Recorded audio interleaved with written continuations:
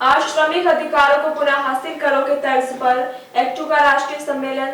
फरवरी को तालकटोरा स्टेडियम में सफल करने को लेकर बोकारो थर्मल बोर्मो में राज्य स्तरीय मजदूर कन्वेंशन एक्टू महासचिव कामरेड शुभेंदु सेन के नेतृत्व में किया गया कन्वेंशन में राज्य के सभी सेक्टरों के प्रतिनिधियों ने हिस्सा लिया। गुलामी के 4 लेबर कोड वापस लो, मजदूर हक बहाली जंग तेज करो, 24 फरवरी को दिल्ली चलो। इसको लेकर के तो आप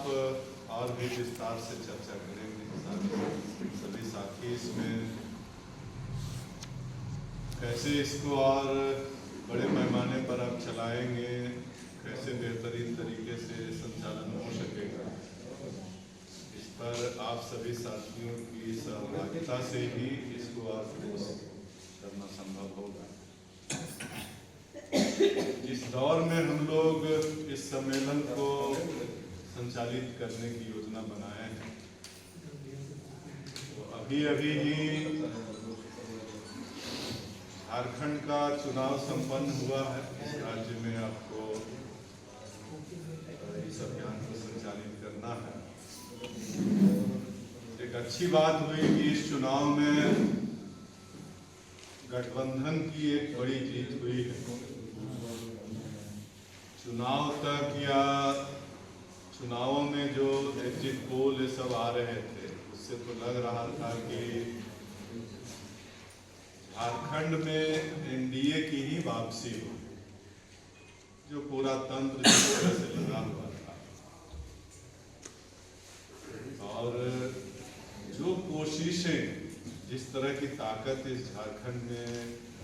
बीजेपी ने जिस बड़े पैमाने पर झोंका था, इसके बावजूद झारखंड की जनता ने उनकी जो नफरत की राजनीति थी, जो मुस्लिम विरोधी ध्रुवीकरण करने की जो पूरी योजना थी,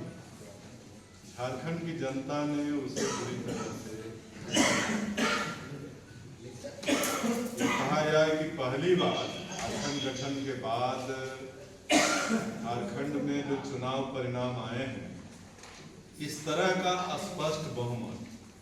2/3 से भी ज्यादा एक गठबंधन को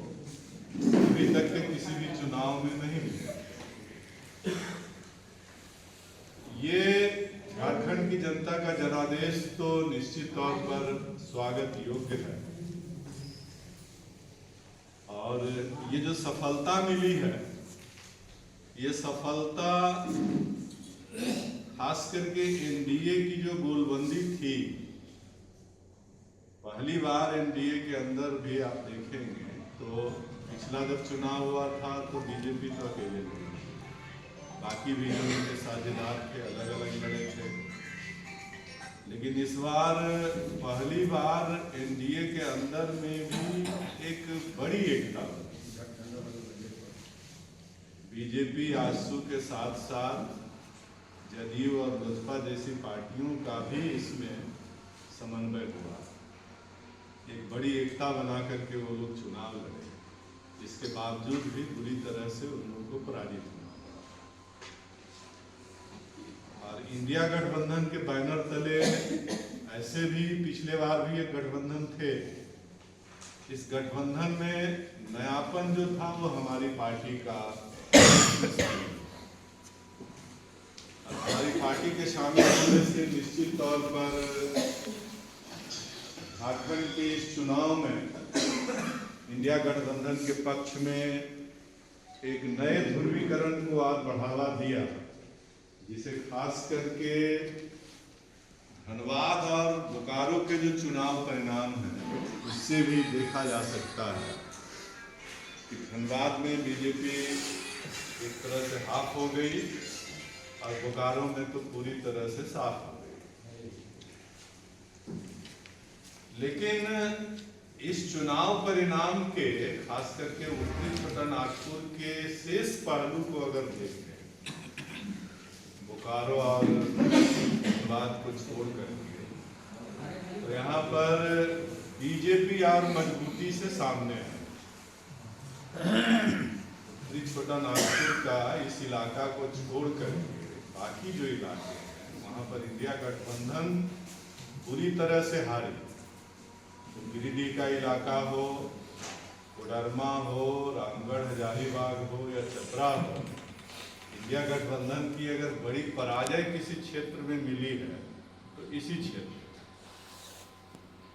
और ये जो पराजय है उससे हम लोग को तो कम से कम कुछ एक समझदारी और ये जो चुनौती है जो हमारे सामने, उसको ठीक ढंग से समझना होगा।